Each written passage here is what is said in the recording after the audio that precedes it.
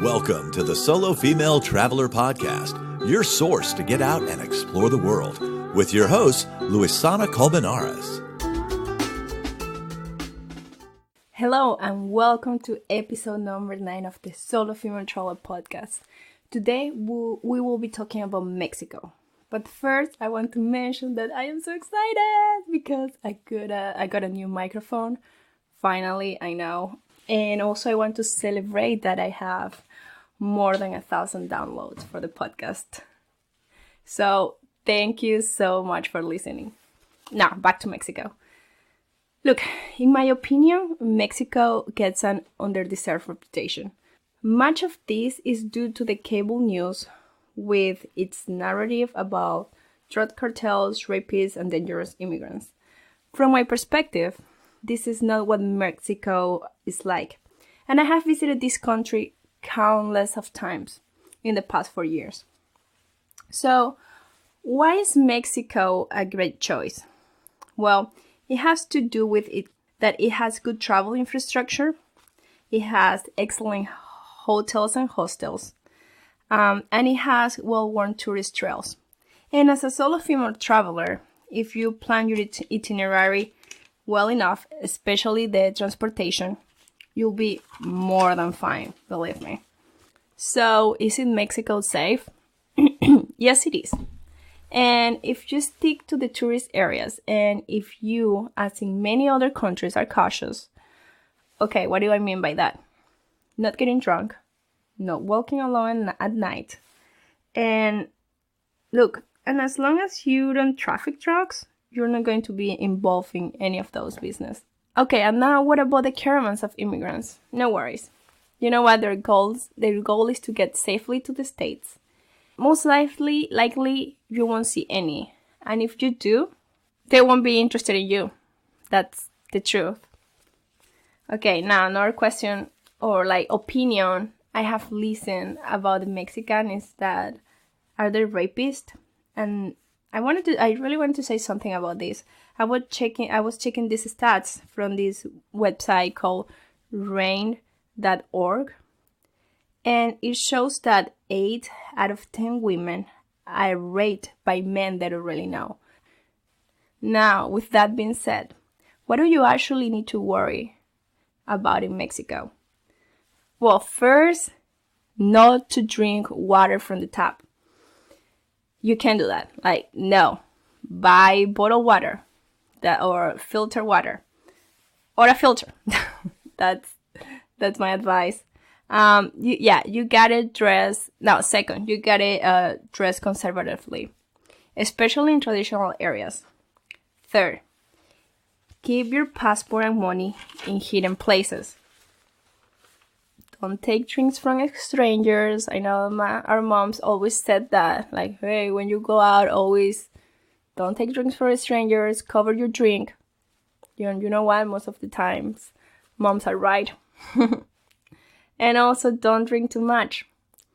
Especially tequila. Tequila is a very strong liquor. And last one, don't be afraid of street food. Seriously, you don't want to miss out. And if there is line, you gotta go. That means that the food is great. Now, in my opinion, Mexico has a place for everyone. Seriously, what you're interested in, what your budget is, Mexico has a place for you. But now I'm gonna share the places I have visited. So I have visited lots of them. I'm just gonna mention them, and I'm not gonna go into much depth. I don't know how to pronounce that word, depth, into it, because you can find all the information on the internet, seriously. So I'm just going to mention the place, kind of what my perspective was about it, and then after that I'm going to talk about my top 3 ones. So the ones I have visited, Tijuana, for sure, Tijuana has a special place in my heart, seriously. The food is great, people are great. It's not like they show it in the movies, this war zone, this apocalyptic area. Of course, it has its bad things, but the downtown and the tourist areas are really, really nice. Okay, Guanajuato, in here, something very strange happened. Like, I went to this mummy museum and I saw the tiniest mummy in the world. And also, I don't know if you guys watch Coco, but, the part of the World of the Dead was inspired. Part of it was inspired on this town. Now there is San Miguel de Allende. This town is known for its weather. It's super pretty. It's like this Spanish style, and the food is amazing, amazing, amazing. Also, when I went to Guanajuato and San Miguel, I went to this estate called Hidalgo. Over there, we went to these hot springs called Grutas de Tolantongo, which is like these hot springs in the middle of a desert. And also, but then you have rivers, but also like the hot springs, the water is turquoise. Something you definitely should look into it. I'm gonna write the names in the show notes. Also, Puerto Vallarta. Puerto Vallarta is like another beach town. But what I really like was Las Islas Marietta, the Marietta Islands. Which again, I'm just gonna write all of these, and if anything sounds interesting to you, just Google it, because I can probably use 1,000 words to describe it, but it will never be enough, Also near Puerto Vallarta, in the Nayarit state, there is Sayulita, which is like a hippie beach town, and it's like the happiest place. Everyone is surfing, relaxing, drinking, eating. It's just like what I imagine will be to retire when you're young.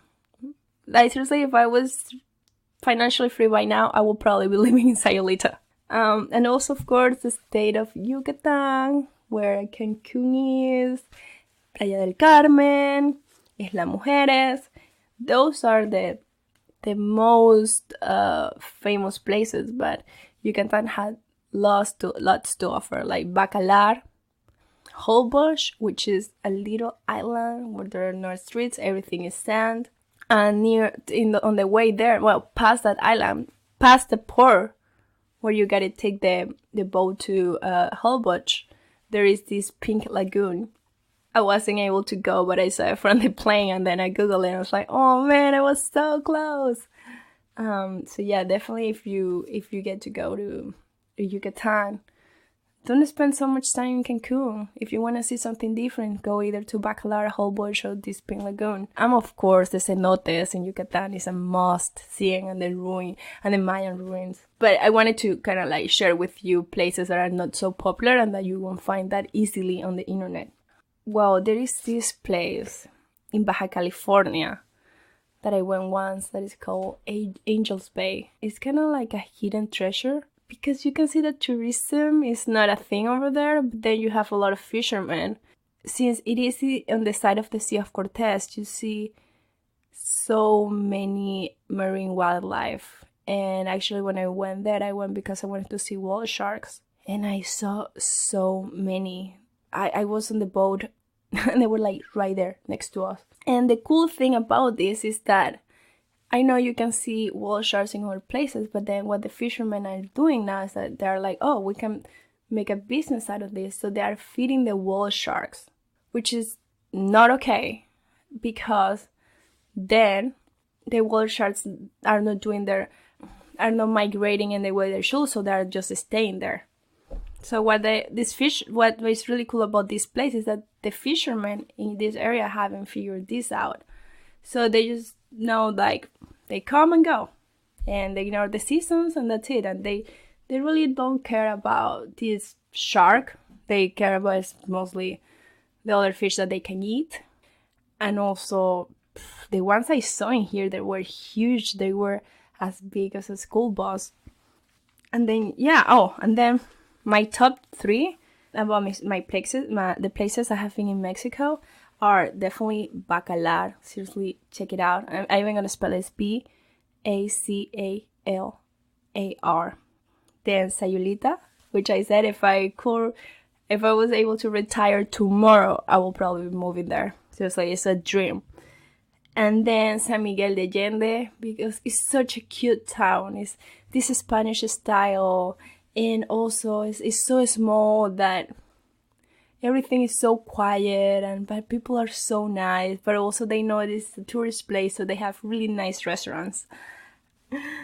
So yeah, I hope you enjoyed this episode, and if you have any questions, you can contact me through Instagram. So I decided to open an Instagram for the podcast where I can feature the guests I bring, and also that it can be more, more that, it's about this, so you know what to find, instead of my personal Instagram where I kind of like post about my life and this and that. So I don't want to confuse you. So the name of this Instagram is the Solo Female Traveler Podcast. Same name as the podcast. Also, there is my website, lucolmenares.com. And of course, my personal Instagram, which is lucolmenares_. And if you have any questions, if you want me to give you more tips and recommendations, seriously, contact me. I'd be so happy to help you. That's why I started this podcast, and because I want to help women or anyone just to travel and experience the world. It has benefited me in so many ways that I know it can do for so many others. Oh, also, see, if you don't have Spotify, I am uploading the podcast in Spotify, Google Podcast, and YouTube. So, and also if you go to the link on the Instagrams, you will find the link to the website where I am hosting my podcast, and over there you can listen to it too. So now, yes, thank you so much for listening.